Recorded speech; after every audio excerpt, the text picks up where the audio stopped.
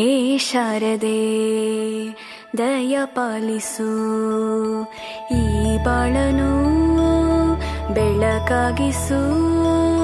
ಹೇ ಶಾರದೆ ದಯ ಪಾಲಿಸು, ಈ ಬಾಳನು ಬೆಳಕಾಗಿಸು. ನಾಳೆಗಳ ದಾರಿಯಲೇ ನಂಬಿಕೆಯ ನೆಲೆಯಾಗಿರಿಸು, ಮುನ್ನಡೆಸು.